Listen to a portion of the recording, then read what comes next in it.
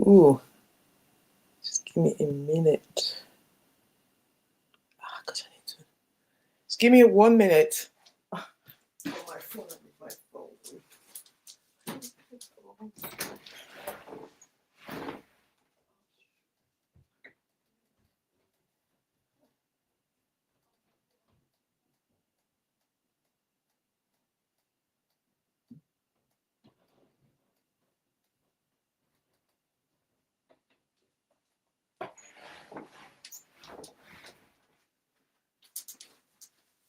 I forgot I need my phone.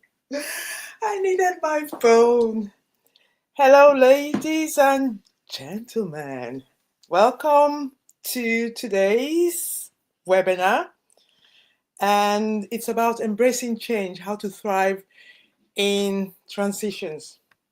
So, we're going to talk about reframing uncertainty. Sorry. And as an invitation for expansion led by self-worth. So welcome everybody. I am so grateful for you taking your time to come here today. So good morning, good afternoon, good day, wherever you are in the world. So okay, I got that. Welcome everyone. If you can put in the chat where you're calling from. Yeah, where you're calling from. That would be great. This session today will last about 45 minutes maximum. And I really do appreciate your time here today. You can put any questions you have in the chat. So a quick introduction about myself. So my name's Ebi, and I'm a self-love and transition strategist or coach. And the tools I use for my work is called Spectrum. So which is one that uses the unlimited mind to rewrite your thinking and helps the individual develop their own tools to remain in positive thinking, especially in these days where there's so much happening. We do need to try and remain in positive thinking. So in today's workshop, it's all about embracing change, how to thrive in transitions. So first of all, I just want to talk about the illusion of control and the power of pause. So I see that there's so many powerful women joining us today. So look around you, look around your life, your career, your shifts, family dynamics, your identity shifts. Transition is always constant. So there's always change. But if I asked you, how often do you embrace change? Think about it for a minute. Your voice would probably give you answers like, I resist it with everything I have. I know mine does.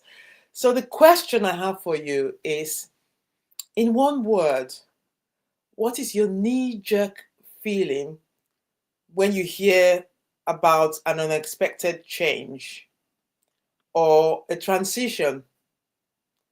Oh, I see there's people from Nigeria, great. Birmingham, really great. North Carolina, Austin, oh wow, really go. London, this is where I am. So yeah, thanks for your comments, guys. So what's the knee-jerk reaction you feel when something's about to change or there's a transition? I know some examples could be like fear, anxiety, uncertainty. You can put something in the comments so I can see. That's great. Discomfort, yeah. Discomfort is a big one. I know with the discomfort, I always feel it in my belly. So where do you feel that discomfort? Where do you feel that anxiety? When your body, because your body stores memory. Fear is a big one. Your body stores memory. Your body stores the emotions, and the body never forgets. So you might think you've forgotten, but your body remembers, and it stores it in your neurology. So 10 years time, if you're not getting rid of that anxiety or that fear, you might start to feel that you're having some pain. So it produces physical pain to your body. And that's why it's very important to try and stay in the positive. It's not always easy, but it's not impossible because we can shift. through training our brains and our minds. So tonight we're shifting that perspective. So that negative perspective of fear, anxiety, discomfort, uncertainty, we're shifting that and we're reframing uncertainty not as a threat, to your stability, but as the fertile ground for your next expansion. So you will leave here with the power to move through any transition with embodied confidence. So we have what we call the biological trap. So why is transition so hard for most high achievers or most professionals or those who decide to start their own business?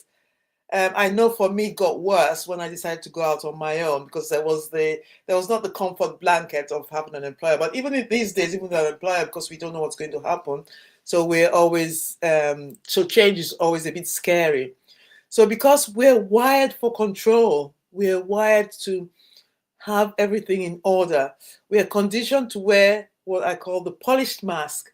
This is where you go in and everybody thinks, oh, she's confident, she knows what she's doing. And then when the claps go and everything is quiet, we kind of feel, oh, we're alone. What if we didn't do it right? We start criticizing ourselves.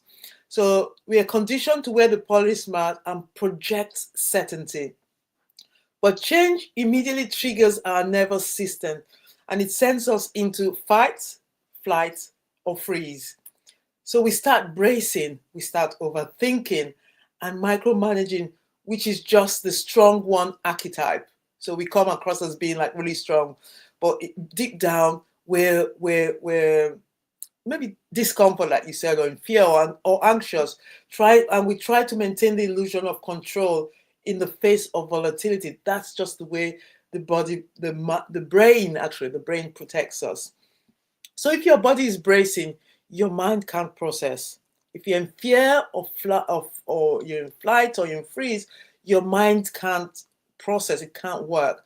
And so it's getting control of that bracing. So the first act in thriving is the first act in thriving in transition is physical and it's not mental. So you must ground your nervous system first. And that's why you take deep breaths. So a lot of people advise you to take deep breaths. Some people advise you to count up to 10. And one of the things that I use is your anchor in the storm of transition, which is worthiness. So if you could follow me with this, just humor me and follow me with this. So when change hits, we don't run, we pause, take deep breaths. We introduce the sacred pause. And you can find that in my upcoming book, which will be out hopefully before Christmas, or just after Christmas, called Reclaiming Your Worth.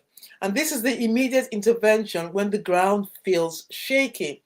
So we're going to use a powerful technique that I learned from my training and the framework to physically anchor ourselves. So if you have a stress ball or a tennis ball nearby, but if you don't, it's okay, you can just put your fist that way.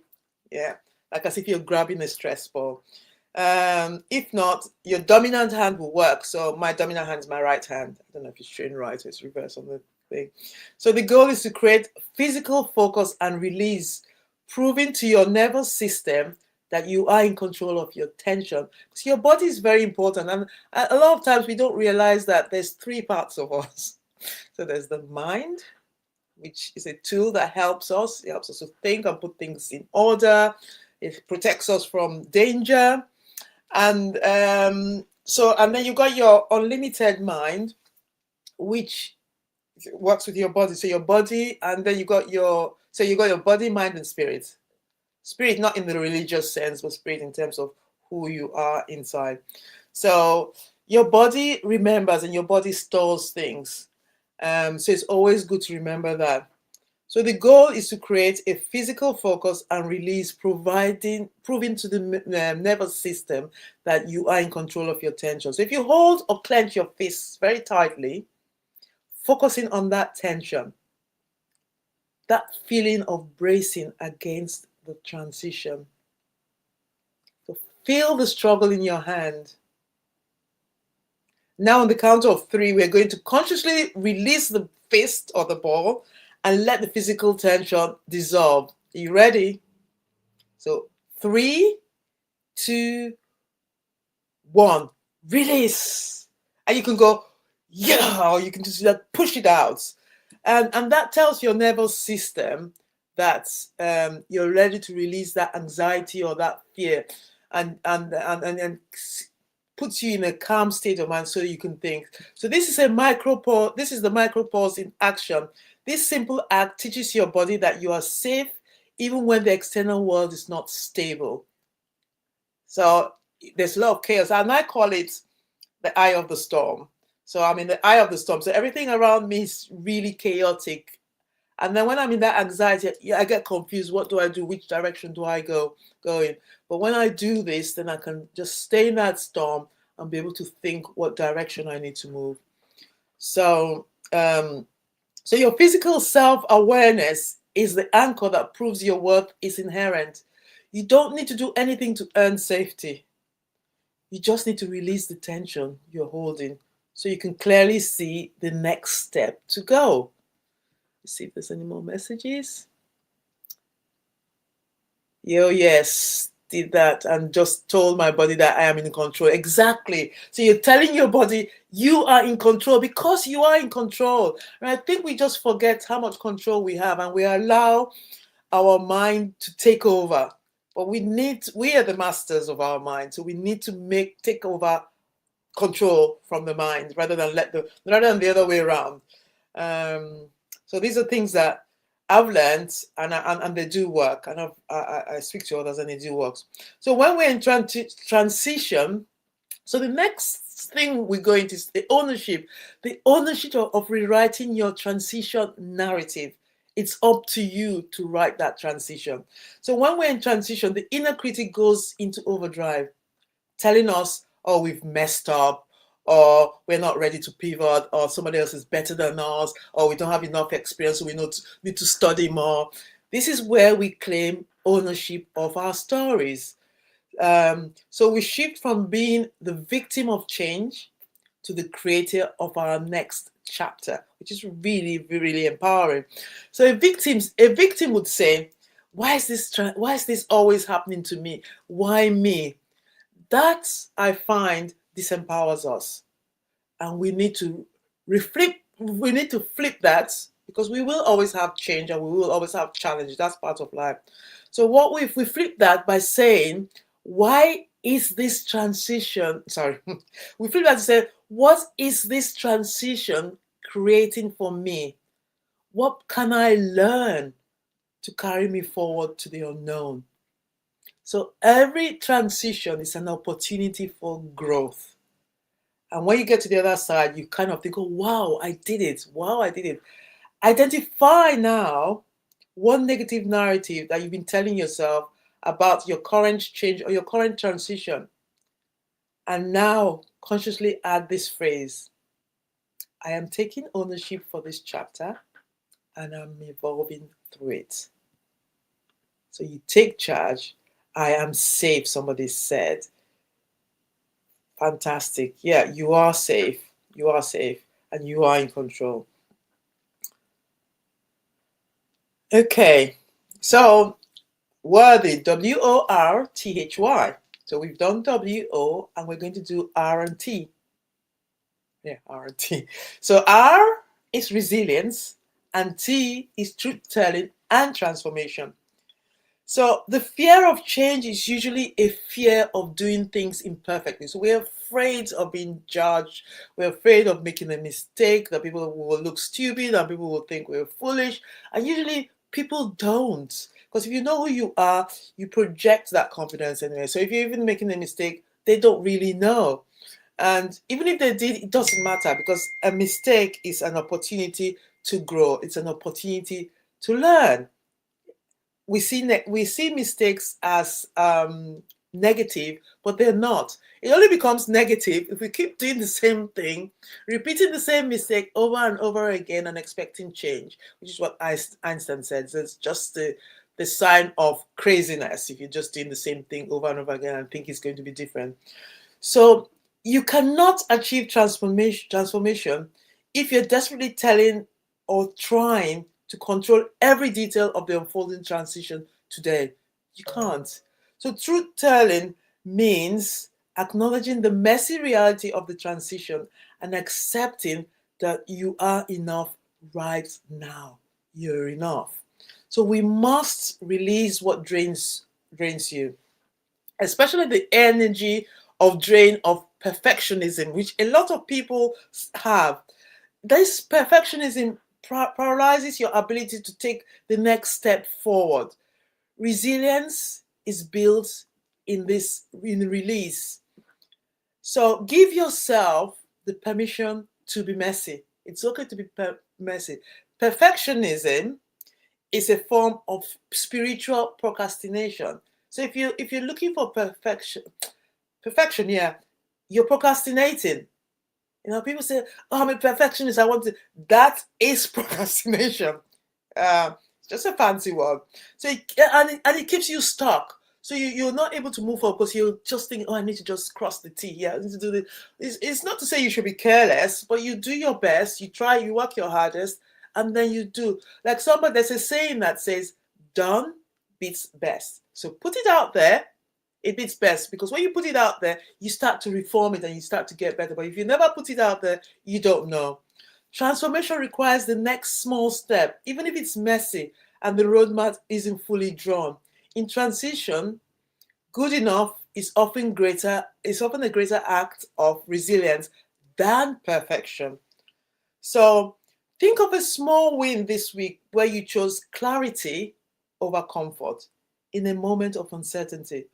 Your only job in transition is to take the next aligned step. That's your only job, not to see the entire staircase. So you just take the next step, and then the next step, and then the next step. So I'll give you an example in the next small step in action. So let's say you are ready to pivot into a new industry, but your inner critic says, and is demanding that you have a new resume or CV, as we call it here in England, and a perfect LinkedIn profile. Be absolutely perfect before you even look at the job board. That's the perfection trap, and it keeps you stuck. So here's how you apply truth telling and resilience. So to get out of the perfectionist trap, first of all, is demand. You create a perfectly polished personal narrative. You network with the exact right people and get your certifications 100% finished before you allow yourself to apply anywhere. The result of that is that you spend 3 weeks polishing your resume or CV that no one has seen, while opportunities just pass you by.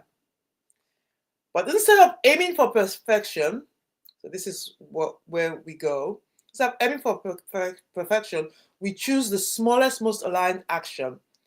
So I will choose one job posting right now. That's what you say to yourself. Even if it's only 70% aligned. And then I will submit the application within 24 hours using the current draft on my resume CV. My goal is simply to press the submit button and get data, not to get the job. And so your truth is telling you, process is messy. You are accepting that you are enough to start, even if the resume is not perfect. This is transformation of releasing control. So you release it. It's very important to release. In anything in life, it's very important to release. Attachment causes a lot of stress on the body and not usually success. Sometimes it does, but there's a lot of emotional trauma that goes with that. And then resilience, by pressing the submit button, you create momentum. You're proving to your nervous system, so you're proving to your body that you can take action in the face of uncertainty and survive. That small win of taking builds your resilience far more than another week of editing a document in isolation.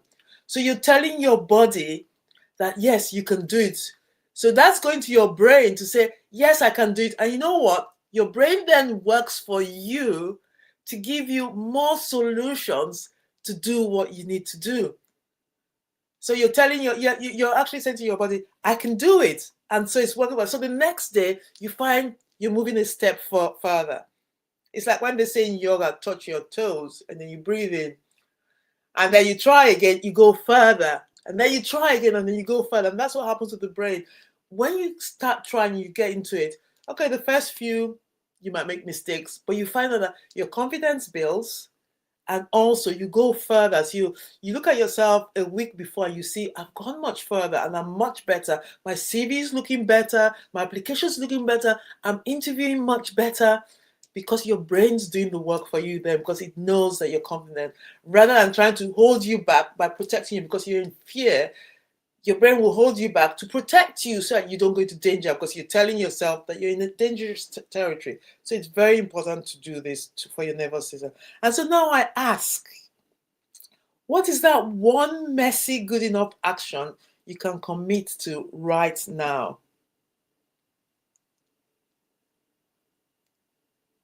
Okay, so just think about that. And then now we move on to the H of worthy. H is for healthy boundaries, protecting your energy in times of flux. So the final most protective tool for sustaining yourself through long transition is healthy boundaries. Transitions are energy vacuums. They drain your emotional and mental reserves far faster than stability. Boundaries are not mean. So saying no is not mean. It doesn't mean you're cruel. They're acts of profound self-love. Self-love is so important. You're not able to love to the extent that you're capable of loving if you're unable to love self. When I say self-love, some people think self-love is going out and shopping and spending a lot of money for yourself. No, self-love is things like self-care for yourself, self-respect, knowing what your boundaries are, knowing what your limits are, understanding who you are. Self-love enhances self-esteem. It also enhances confidence. And when you have self-love, you find that it becomes, things are clearer for you when you get into situations, what action to do. So boundaries are not mean. They're just acts of profound self-love. They are how the worthy woman or man protects his or her peace.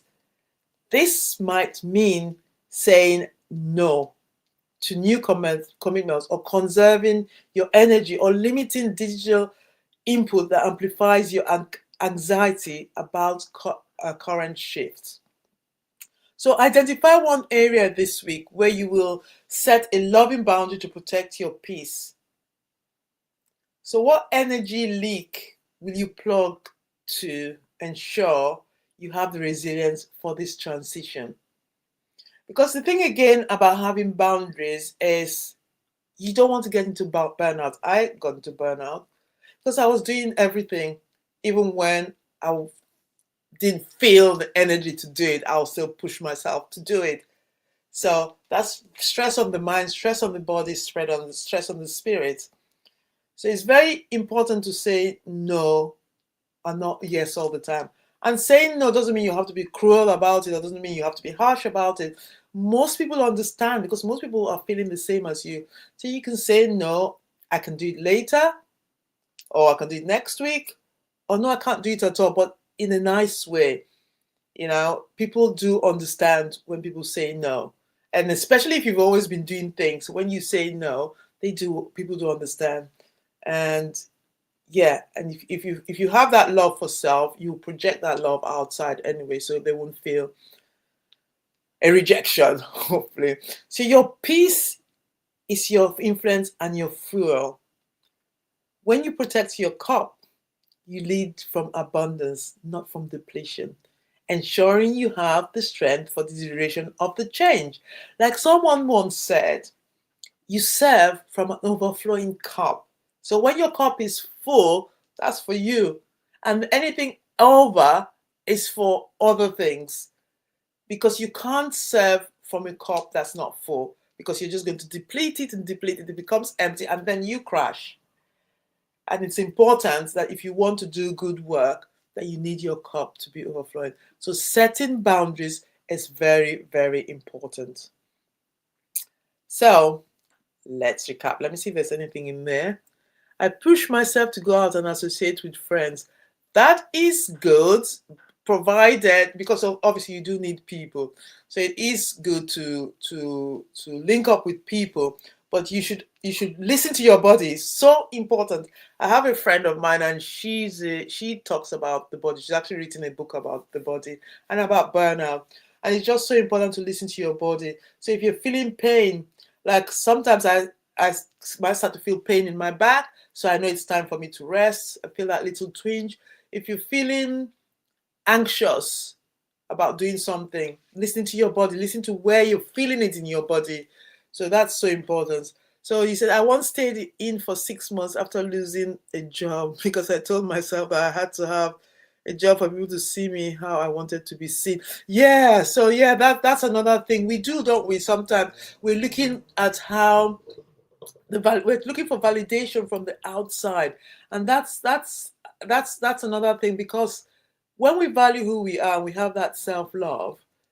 We don't It's not that we don't care what other people think about us, but it doesn't really affect us. And if it's affecting you about validation, it means there's work that you need to do on yourself in terms of who you are and what you are. Yeah, so great conversation going on there. So let's recap on what we've just talked about. So we've learned to move from bracing to thriving in transitions by applying the worthy framework or blueprint, as I call it. So the W is for wisdom, the sacred pause. So grounded in our bodies, we use the tight fist technique to manage volatility. Always for ownership, rewriting your narrative about the transition happening. So what is really the truth? And healthy boundaries, protecting your energy, reserving during times of flux. Uncertainty is no longer a threat. It's the fertile ground for your next expansion. You're designed to thrive in times of change and in transition. So, got a closing affirmation. Repeat after me, or you can repeat silently in your mind. I am ready for what's next. I am resilient. I am expanding. So, what questions are coming up for you right now about applying this to your life? And what transitions you're currently navigating? How is that working for you?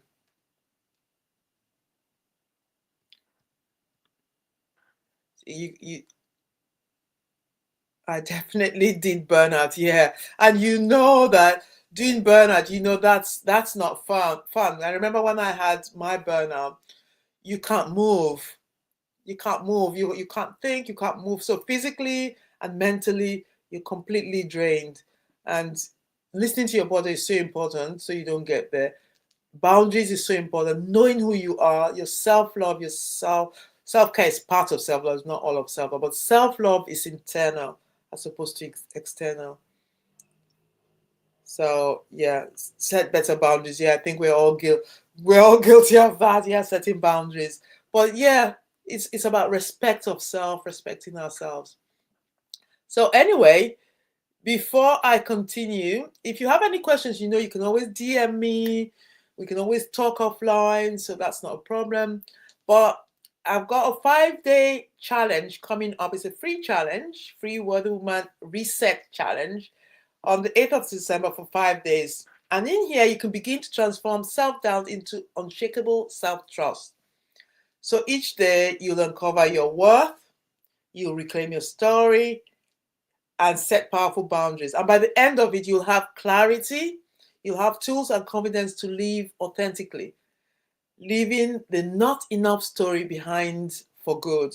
So it's so important to live, to be you, because you are unique and each person has something they give to the world.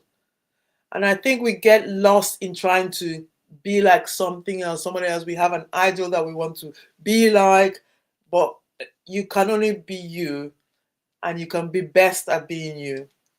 So I will DM you to give you more information about the challenge, which is happening in December, and then a summit in January. So with the summit, I've got like 15 speakers, and they'll all be speaking about different things. These are women who have got a lot of experience, a lot of wisdom. So that would be a great time too. Anyway, let me see if are there any more questions. I've already joined the Facebook group for the challenge. Can't wait. That's great. That's great. Yeah.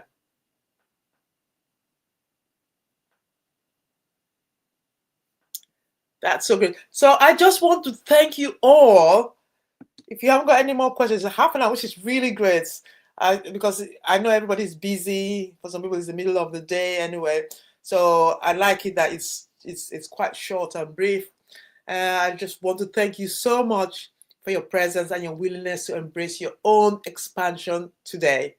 So go forth and live worthy. Bye for now, and hopefully I'll see you on the challenge on the 8th of December.